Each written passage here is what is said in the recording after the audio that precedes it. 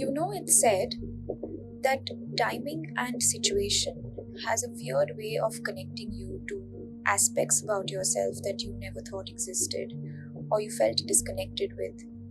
And I think the year 2020 has been instrumental in my life in many ways to get me connected to art again. It had actually been a long time since I painted a canvas, especially of this size.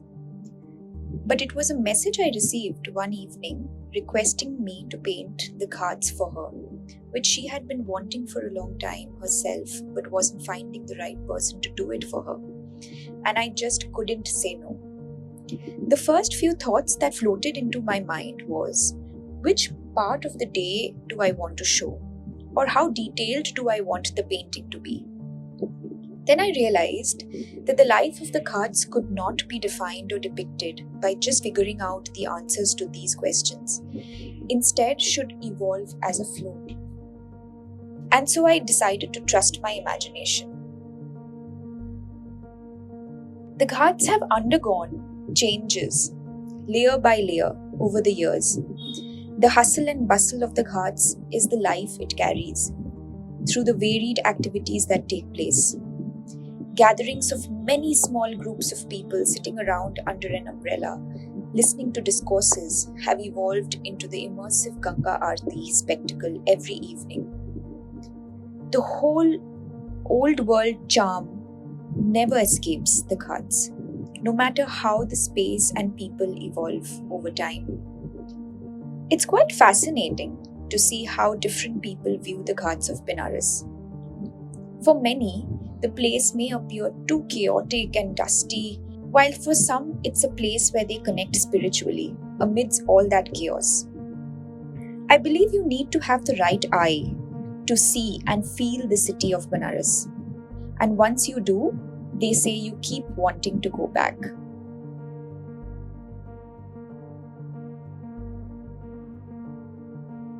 Interestingly, my association with Benares started from the wonderful stories I've heard from Baba, my father. Stories of him growing up there and the many intriguing tales that painted a vivid imagination in my mind from childhood. So I thought of taking you with me on some of those stories that have shaped my connection with Benares as I paint. Baba's memory of Benares begins with Muni Kutir, the two-storied building with a long, wide balcony going past all the rooms in series. He was born in one of those rooms.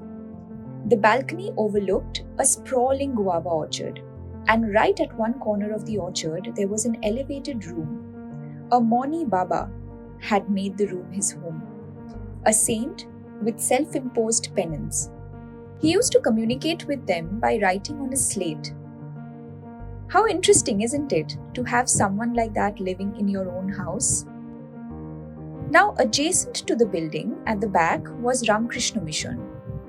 Baba fondly remembers spending his childhood playing in that garden and visiting Ramakrishna Mission every day. And most of the times, the sannyasis would join in too. Now, speaking of Doshashwamedh Ghat, the myth associated with it is, in this place, 10 Thus, Ashwamedh Yagyas were performed by the then kings, after all the surrounding kingdoms expressed their loyalty to the king. Actually, Benares is enveloped in rich history and many such bewildering myths. All the Ghats in Benares have stories to tell. For instance, Tulsi Ghat is where the Tulsidas, the author of Ramcharitmanas, used to live. Ahilya Bai Ghat has the Haveli of Maharani Ahilya Bai. Man Mandir Ghat has the observatory built by Maharaja Man Singh, and so on. Self-boating was also something that they did very often on the Ganga, since hiring a boat for an hour was so cheap in those days that it was more convenient for my father and his friends to take the boat out themselves and row. The Ghats actually wear an absolutely different look in the rains.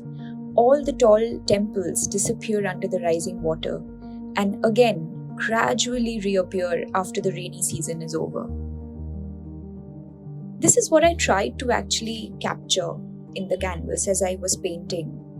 It's so difficult to exactly get the right mood because it's an amalgamation of so many. So I decided to not stick to one single color pattern for it. And I just used my imagination and my emotions to guide me through the different colors I chose along the way to depict the Ghats.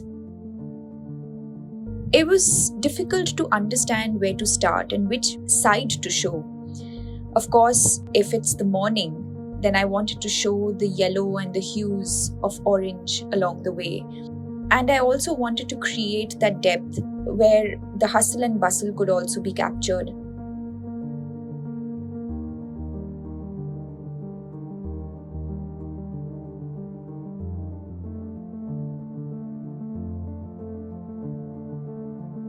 All the different stories helped weave my imagination as I painted along. The image of the bustling and chaotic ghat on a summer morning, with the sun falling on the temple peak, made it gleam in hues of bright yellow, while shades of orange and brown outlined the depth in imagery. The receding silhouette of the ghats along the bank played itself out with strokes of blue. When the painting was coming to fruition, the second wave of COVID had struck, and life had its own tapestry playing out.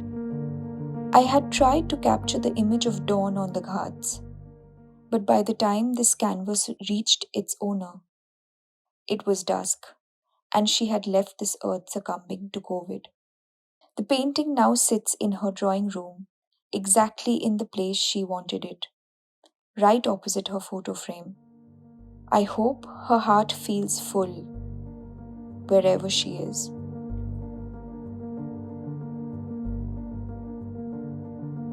When I ultimately finished it, I still felt that was it enough?